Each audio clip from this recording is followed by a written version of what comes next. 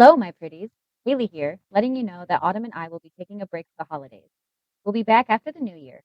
In the meantime, send us some case suggestions and personal tales of interest. We'd love to hear from you. Until then, we wish you a blessed and joyous holiday. Welcome, my pretties. Come in, have a seat as we sip this tea of reality. I'm Autumn, And I'm Haley. and this is Don't You Know? Today we're doing Crypt Compilations. Since it's been through the holidays and I haven't had much time to do in-depth research, I've picked a few short cases to compile together for our episode today. So it's not a whole murder case, but we would like suggestions. We've gotten a couple sent to us from our, good old family listeners out there. Yep, definitely in queue, diving into them here now. Um, but any suggestions you have, because Welcome. yeah, this is kind of for anyone who will listen. So we want to the people What piques your interest? people who are listening to have a say in what we do. You can send us an email at don't you know Pod at outlook.com. outlook.com. To reiterate, don't you know pod at outlook.com.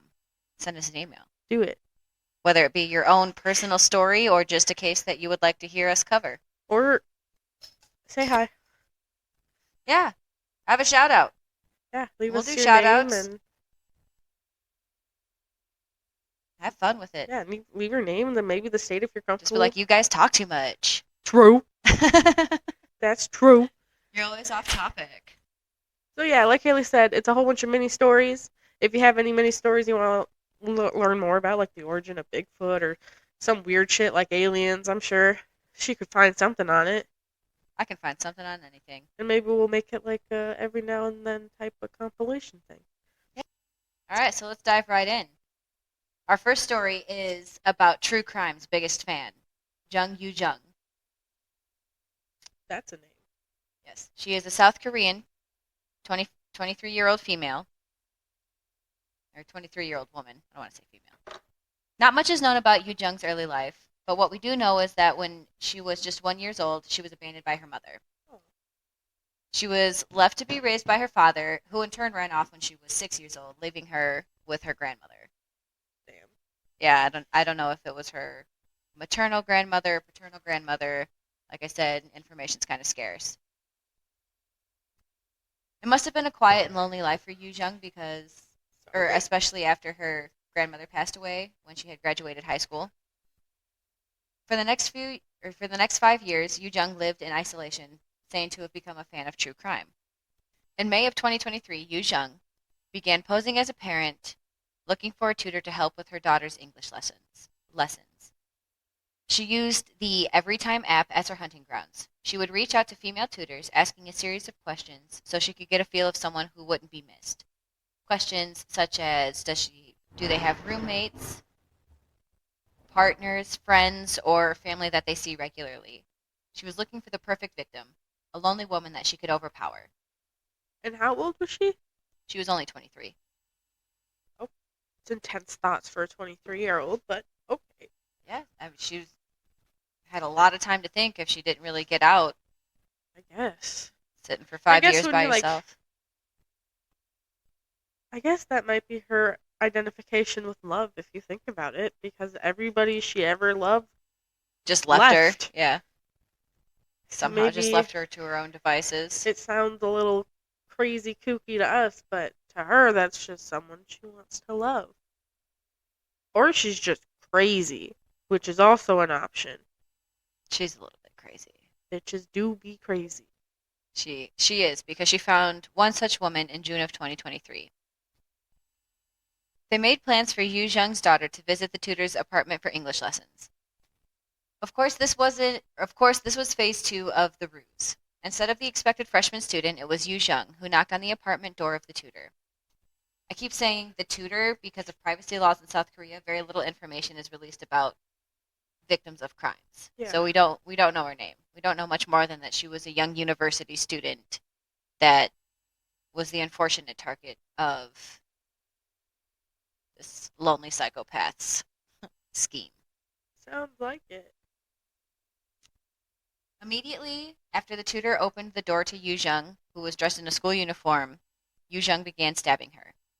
Crime scene details are scarce, but from what I can gather, they must have backed into the apartment where Yoo-Jung continued to stab her for 110 times. Right? Can you imagine the fury it takes to stab somebody? Like, they were both, I'm assuming, pretty petite in that's a stature. workout. But That's a workout. the human body's, It's not easy. it's not easy. I've never stabbed anybody, but I can imagine that it's just getting past the bones. instinct. Well, like not just the physiology of it, but like getting past the instinct to not stab somebody. Because like, I don't know. I feel like I would have to be flight or fight, like in defense mode. Someone's attacking me in order for me to even like cross that barrier. That would make sense. But apparently, this young lady did not have that barrier. Once the fury died down, Yoo-Jung then proceeded to dismember the tutor. After she was done, she changed into a clean outfit belonging to the tutor and took the tutor's cell phone and wallet. All that for a rob? All that just because. Like, it's kind of speculated that maybe she was going to assume the tutor's identity somehow because she took the cell phone and the wallet. I more speculate that she took it so that she could kind of deter any concerned parties. Yeah. Like if someone was calling or texting, she'd be like, "Oh, I'm fine, blah blah blah," make a purchase here and there to throw off her scent. But this, I don't know how to say this nicely, but like this crime was so disrespectfully half-assed.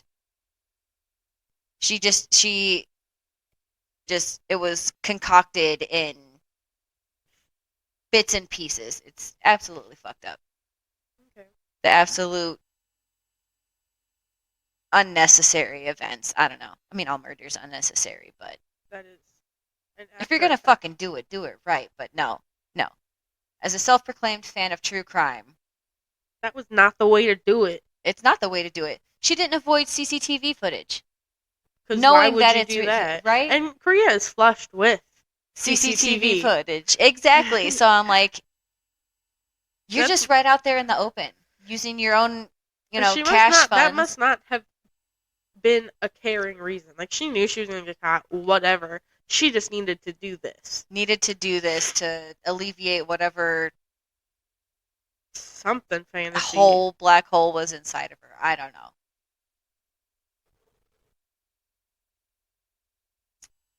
Once she was cleaned up and she had taken everything that she could from the tutor, her cell phone, her wallet, her life, she then called a cabbie to take her over to her apartment so that she could get a suitcase and cleaning supplies. I think she stopped at a store to get trash bags and bleach. So she just went everywhere with CCTV. Yeah. Because if not the streets, leaving a marked trail. The stores are going to have copious amount of CCTV. And like, she changed her clothes, but I don't think she disguise. cleaned up too well. Like, she still, like, from what I gather, was covered in blood. So gross. This taxi takes her to her apartment and then takes her back to the tutor's apartment, where she places the remains in the suitcase. I don't know. It doesn't seem like she got all of the remains in the suitcase. I don't know how big the suitcase was. It seems like there might have been, remains left behind. Yeah. So she fills up the suitcase, then gets back into the cab, and she has the cab driver over to, a secluded area of the, and I'm sorry, I'm going to butcher this pronunciation, the Nacht River, where she throws the suitcase containing the tutor in a bush. Just so carelessly dumped it. Not only did she just murder a stranger, which is already extremely abnormal. Just fucking cold. She dismembered said stranger. Oh, can you imagine? Like, I can't. There's something wrong, because that's like the 0.001% of murders. Like, they don't normally kill strangers. It's usually someone you know. Yeah, they do, It depends. I've read a good like few cases where they just targeted strangers, whoever was there. But a lot of people do target people they know, family annihilators. Yeah. I don't know. That's just my thoughts. So Yeah. It's just very cold to dismember somebody. I couldn't do it. I would hope not. I couldn't. I'm I mean, you're a reassuring fan that. of true crime. Do I need to watch out for you? No, but I did get over 40,000 minutes on Spotify rewrap of true crime podcasts, because that's all I listen to is true crime podcasts. Only 40,000. It was only 40,000, and I only listen during work, and I don't listen all the time at work, because sometimes the silence is nice. What a shame. So I'm like, only 40,000? Seems a bit weak, but okay. Very weak. Maybe that's why I was called the vampire. Because you just Murder. sucking up all the true crime. I don't even listen half the time. It's just background noise. That is also true. We left off at Yoo-Jung Throwing the body part. into the bushes. Right. So after she while she was disposing of the remains, the cabbie called the authorities because she was obviously acting suspicious. She wasn't doing very much to hide the fact that she just murdered somebody, covered in blood, dumping a suitcase in a secluded area, going back and forth between apartments, like Really does sound like she wanted left a to trail. get caught. Yes. I think she was just so lonely and so full of rage Yeah. that she saw this as her only claim to existence. The psychology of some people is very interesting. She returned to the cab after he made the phone call, and he took her back home. The authorities wasted no time in going to the tutor's apartment, where they discovered the gruesome scene. It was covered in blood.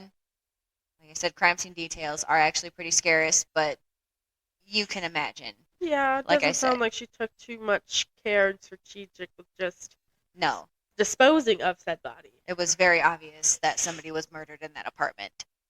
And of course, the cabbie told them about the dump site, so the authorities went there and promptly discovered the remains of the tutor.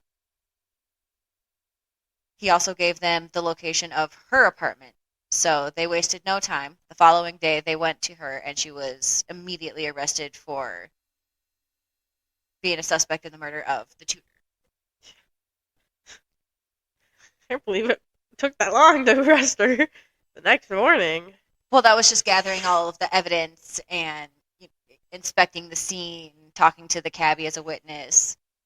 Like, it's the next morning. It was less than 24 hours, before Yeah. discovering the scene that she was arrested. Yeah.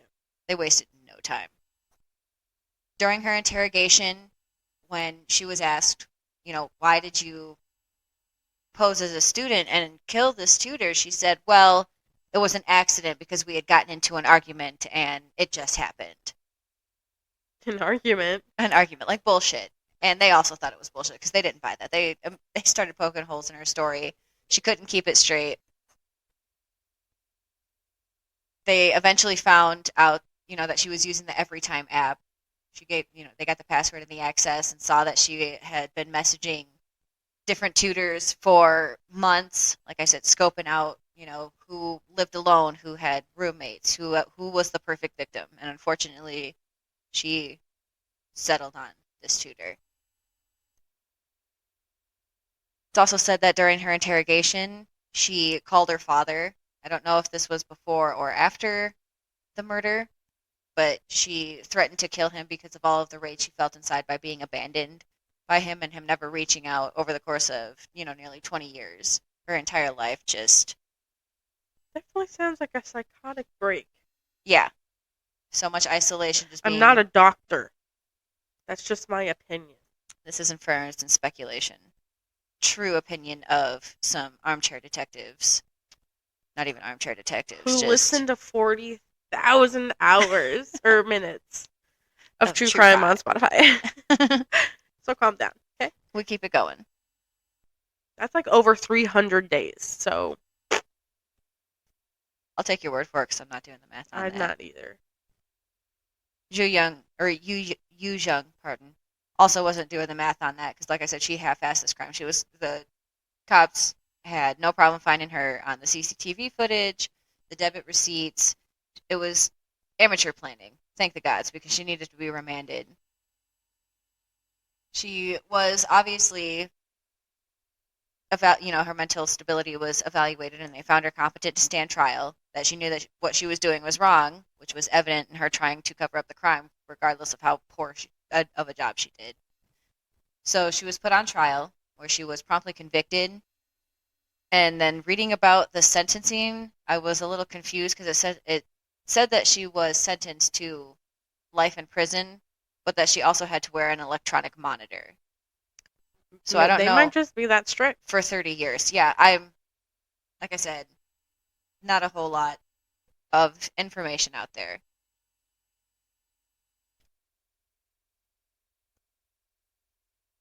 She was convicted because, at the urging of her family, she confessed, and it said that she seemed apologetic, but that she was very cold, kind of acting remorseful, but I don't know if she really felt it. I do think she was very disconnected from reality and needs a lot of help.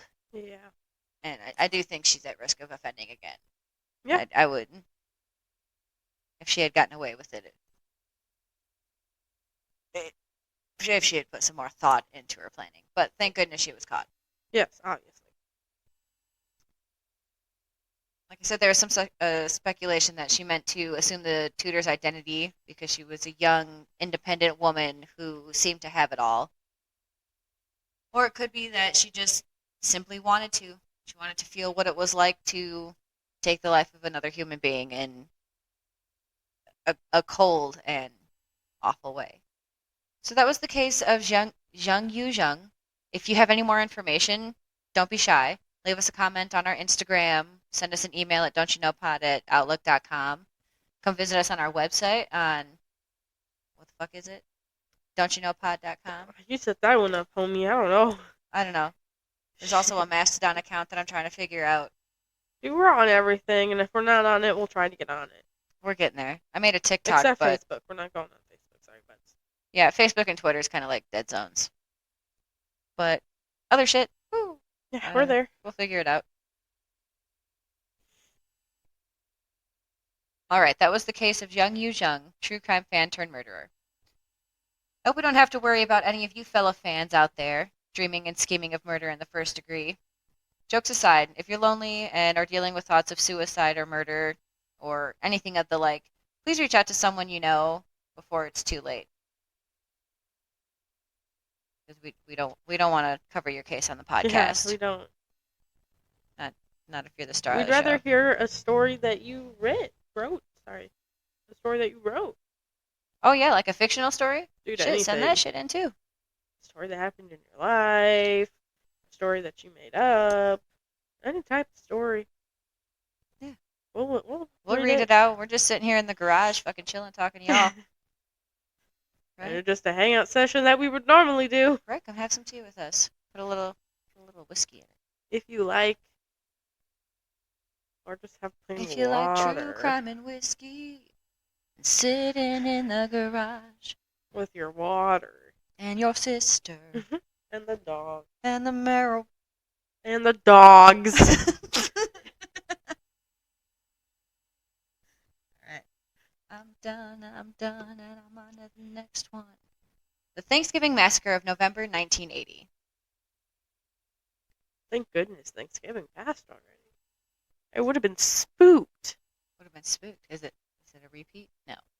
Because this happened in 1980, on Thanksgiving Day in Reno, Nevada. Across the country. I was We're 22 years from being born, so I'm good. You're safe. A woman driving a 1974 Lincoln Continental drove through the crowd gathered in front of the Club Calneva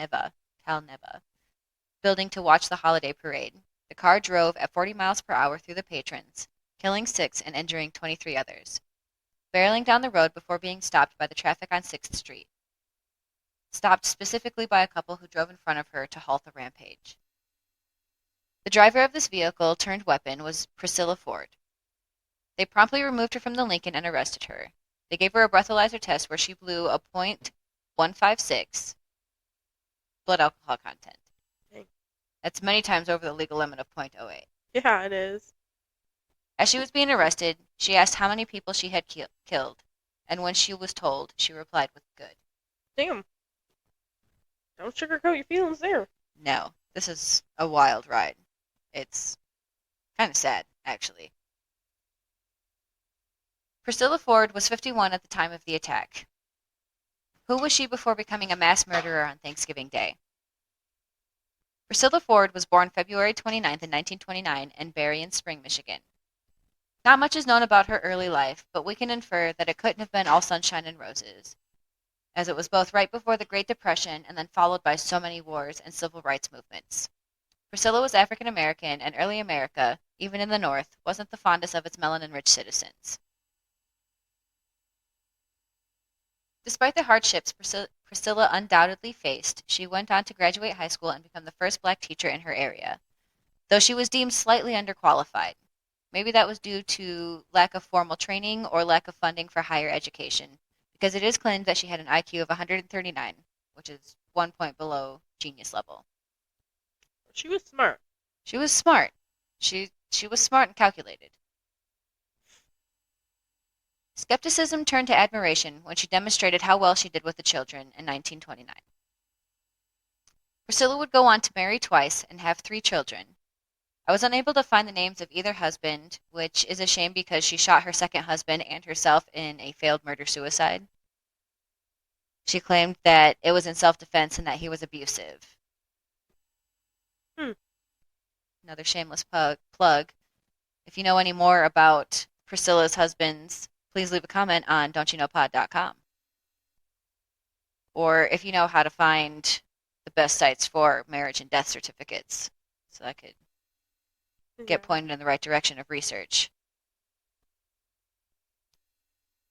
Now back to our story. In 1958, some friends and family noted that Priscilla's behavior had become strange. She had become absent-minded and irritable, oftentimes taken to getting drunk after the end of a long day. She would go around town and claim that she had the soul of Jesus Christ and Adam. She would also claim that she could see the ghost of her dead husband standing across the street from her Buffalo, New York apartment. I'm guessing this is a little bit of PTSD sprinkled with some survivor's guilt, but I'm no psychologist. When her son came back from his tour with the Army, which must have been like World War II, he also noticed how odd she was acting and that she had begun to abuse alcohol. About this time, she and her youngest child, Winter, moved to Reno, Nevada. The following year, she checked herself into a mental health facility. She was diagnosed passive-aggressive with hysterical episodes. She was treated and released. I'm assuming they gave her medications, but I can't say for sure. So I don't know if she would stay on her medication regimen, because as we go further into the case, you'll notice that she has these high and low episodes. If it's working, keep doing what's working. Yes. Whether it's talking with someone, medication regimens. If it's working. If it's working. Not only did she seem rebellious, but she seemed kind of a narcissist as well. Saying that, she had the soul of Jesus Christ. She could do no sin. I'll make a little note here about one major feature of passive-aggressive personality disorder. It's a resistance to authority figures and any request to validate performance. If anything is expected of them, they violently go against it. They fail to ask questions of adequate performance expectations and become sullen and argumentative if these scenarios arrive. So anytime someone would question what she was doing, if she did it well enough, she just had an attitude about it. Yeah. Going further. Mess. Calm down. So approximately a year after leaving treatment, she was arrested again for trespassing and assault, leading to another mental evaluation that unfortunately led to the removal of her daughter from her custody.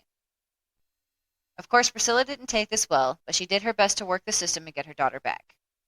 Unfortunately, she was unable to. Unfortunately or fortunately? I'm kind of thinking best, it's an unfortunate situation, but it's fortunate that her daughter's not living in the manic depressive episodes of her narcissistic mother. Yeah, I like to think that children don't get taken away for no reason. I would hope not. And I mean, if she's getting arrested for trespassing and assault, it kind of seems like it's a tumultuous home situation.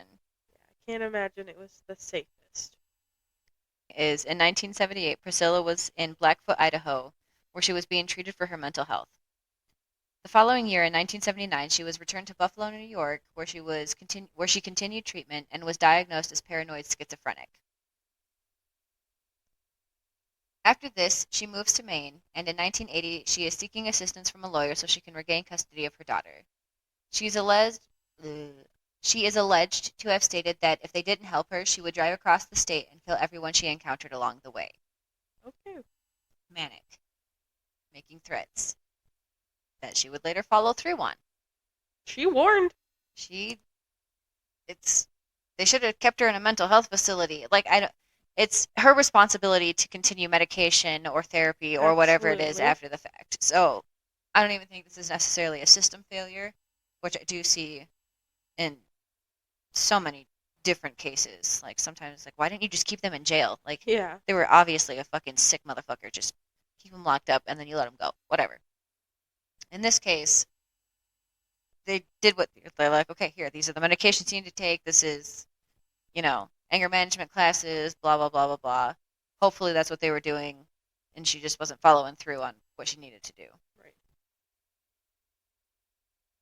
Despite her heartfelt efforts, Priscilla was not afforded any legal counsel and instead made her way to San Francisco, where she decided to stay for a bit and got a job as a gift wrapper, all the while seeking avenues to be reunited with her child. The fruitless efforts turned to frustrations, and on November 27th in 1980, Priscilla Joyce Ford used her 1974 Lincoln Continental to murder 6 people and injure 23 more. Once more, it was alleged that the vehicular homicide was premeditated, and the witness testified that she spoke of the idea previous to committing it. She was quoted, "The people of Reno will pay with death," a response during which was a response during a discussion of her losing custody of Winter. Oh, what a fun name. It's a beautiful name. I'm sorry that. What a fun name. I love that. Maybe I should name my kid that. Come on. I 'Cause think that would be pretty awesome. It would be very cute because you do love the fucking cold, you damn polar My bear. name is Autumn. Of course I'd push out a kid and name it Winter. That is apropos. And then they push out a kid and name it Summer. Summer, yeah. Mm-hmm. And then then your the other one would be great-great-grandchildren, Spring. Spring, I guess that could be a fun it works. name. Fuck it. I'm gonna fucking do it. Do it. Actually, not right now, though. Well, no. Maybe give me like 3 years. 3 years. Acceptable. I would be done with school. Well established. My kids will be older so I can babysit. There you go. At least 3 years. What's up? Baby Winter. That is if I get a girl. 'Cause I wouldn't name a boy that personally. No. You can name him August. Oh, I like that one. I do like the I've name. always liked the name August. I think it's very.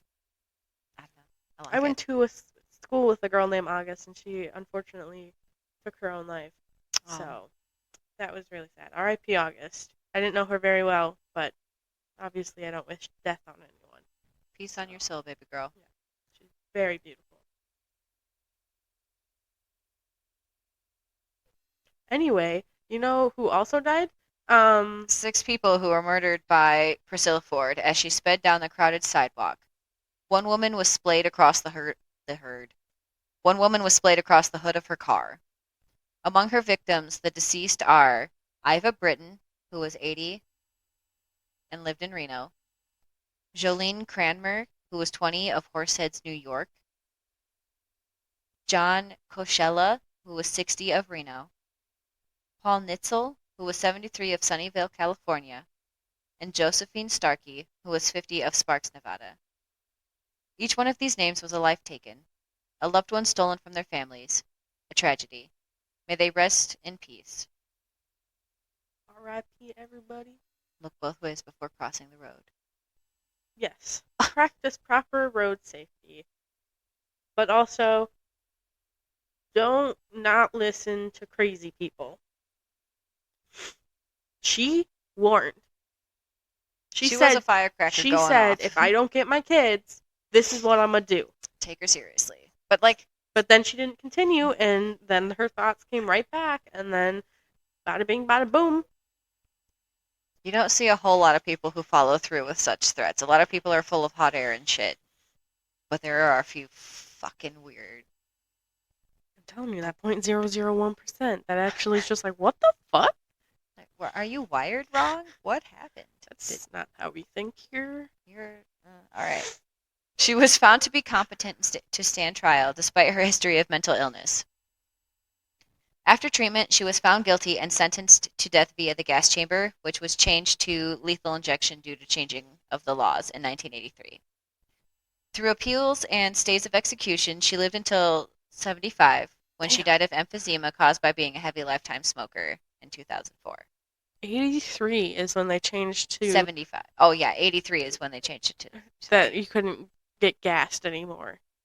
Yeah, it's kind of fucked up. That's, I mean, it's not that They're all long kind ago. of fucked up.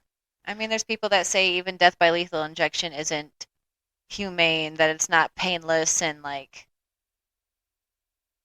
Yeah, but like... Some people need to go down, I'm not gonna lie. In this case, I don't think death row was appropriate because she did have mental... Like, she knew what she was wrong. Definitely needed to go to jail and be removed from society. Absolutely. At risk of reoffending.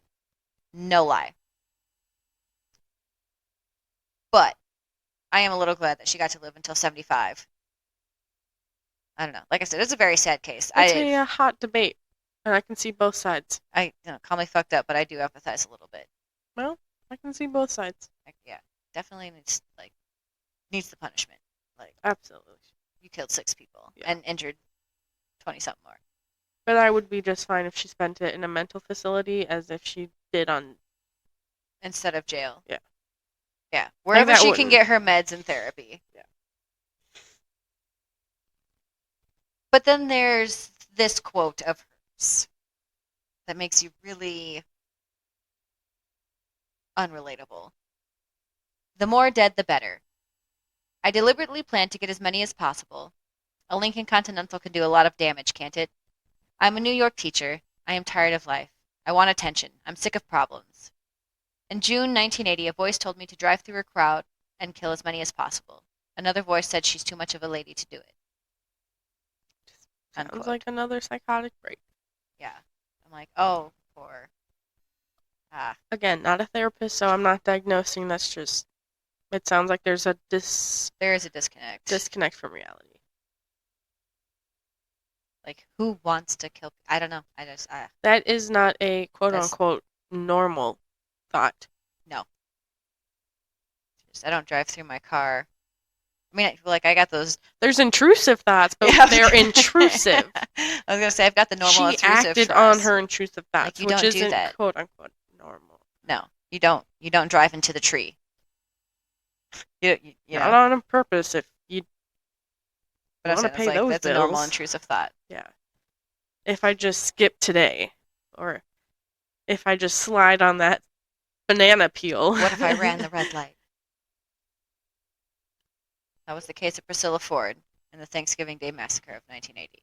You say gobble gobble, I say slurp slurp. It's the same thing. Speaking of slurp slurp, our next case is about the skin in the sewer. Ew. In Sterling, Michigan, August 15th, 2012, it was a day like any other for the city workers inspecting the sewers. That is until they discovered some suspicious-looking organic matter. Oh, why'd you phrase it like that? I didn't know how else to say it. I'm like, what is it? Organic matter. Ew. Upon further inspection, they realized that it was 10 to 15 softball-sized cubes of flesh. They immediately contacted the authorities who investigated the scene. They removed the pieces of the skin and take them in for testing, finding that they contained skin, subcutaneous fat, and bits of muscle. They were also adorned with a tattoo. There is no definitive answer on what the tattoo is supposed to be. A tattoo artist has come in to help identify the artwork and says it could be a reaper missing significant pieces of the face, a heart engulfed in flames, or any such Gothic-style art. He says that he's confident that it is a well-done custom piece and not a flash tattoo, and that based on the fading of the ink, he would say that it is anywhere from 15 to 20 years old. Of course, That's pretty cool that they could do that. That's yeah, what a talent. know your craft, right? It's crazy.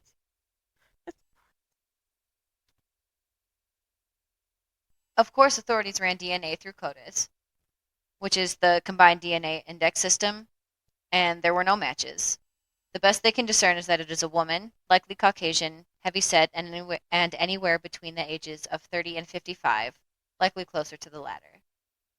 They also concluded that due to the precision of the cuts, the flesh could have been frozen beforehand. Strange as this scenario is, by December 23, 2012, it was no longer an isolated incident. Approximately 7 miles north in Warren, Michigan, more flesh was found in the sewer system. So everyone's going like, what the fuck? Is it a serial killer flushing his victims down the drain? Ugh. More practical heads theorize that it could be medical waste from perhaps a morgue or an illegal plastic surgery facility. These pieces of skin were also precisely cut, containing subcutaneous fat and bits of muscle, roughly softball-sized, like palm-sized, roughly 5 inches in diameter.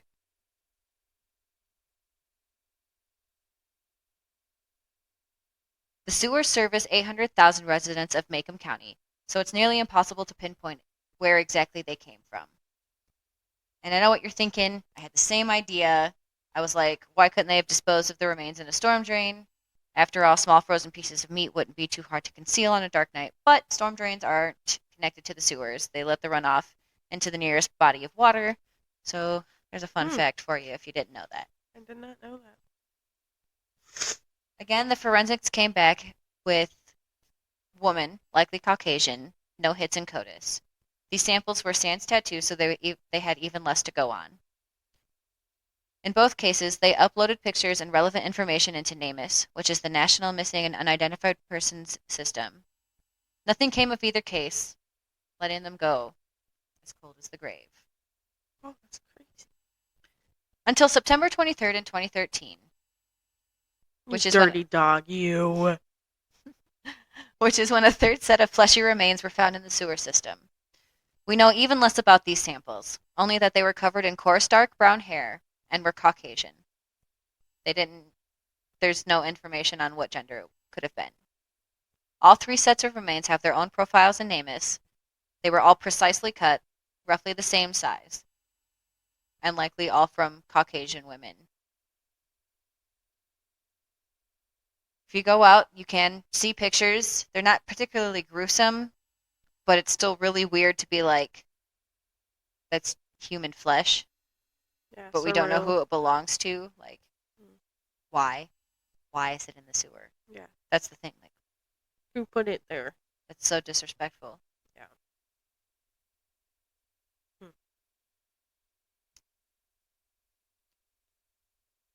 Like, regardless, like if it's a serial killer, Wait, it's we heartbreaking. don't know who it is? We don't know. We have no idea. I thought there was going to be more of a resolution there. There is absolutely no resolution. There's been no hits, no connections to any missing persons cases, no DNA hits come through CODIS from finding different remains.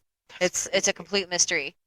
It just makes me think of like all the dark underworld shows and Oh, like dark web, like yeah, fuck man, maybe. like it's a whole underground city thing where it's like we think it's all innocent up here, but down below there's people being tortured and they're just getting cut up and flushed down a fucking toilet. there's been movies upon movies of what I'm talking about. Yeah. No, for real. That shit's I've listened to a lot of stories about the dark web. I'm like, man, that shit's fucked up. Dark web's creepy. Oh my god. I'm good. Anyway. Due to the lack of other remains accompanying the fleshy remains, such as like bones and vital organs, they are leaning more towards it being discarded medical waste, illegally discarded medical waste, Okay. likely from illicit plastic surgery facility, because it seems like it could be a lot of tummy tuck scenarios. Enough Okay. flesh. Yeah. I looked at the tattoo. I think it looked more like it was a back tattoo, Mm-hmm. but it definitely could have been on somebody's belly. And, you know, Got cut off. right? They didn't want to pay the taxes and fees on disposing of medical waste properly, so they were just like, freeze it and flush it, which is gross. Yeah, that's gross. That's my main theory. Or that it was a morgue looking for more room because like they have to hold on to unidentified remains, right? So if they had these if it was a Jane Doe, it would have come across. So maybe not a morgue, probably illicit surgery. That would make sense with no hits. Yeah, because if it was through the morgue and like they found it, They would random person in a diner be like, they're OD'd. missing a chunk of their skin. Yeah, they already would have been like logged in namus or something. So like I said, there hasn't been any activity on these cases since 2013. They remain unsolved, and as far as we know, the sewers have been free from flesh for the last decade. I doubt that. Yeah, as I was looking at this case, I was like, no, there was a couple of other bodies found in Michigan sewer system. So it's like it's not been entirely flesh free, but not flesh in this form. Yeah. That's all I've got for you. Those are my 3 cases. Well, this is another episode of Don't You Know. Thanks for tuning in. Make sure you follow us on all our social media at Don't You Know Pod on Instagram, and then look at our website at don'tyouknow.com. And then if you want to send us an email at don'tyouknowpod@outlook.com. We've also... Oh, sorry, go ahead. I was going to say, forget the first ad I said. Also, if you have a Mastodon account, follow us at Don't You Know Pod. I have no idea what that is, so that's all Haley. It's just another social media. You go and make posts and follow people who make posts, and just another avenue. But yeah, do that. And don't Yeah. forget to lock your doors. Thanks for stopping by.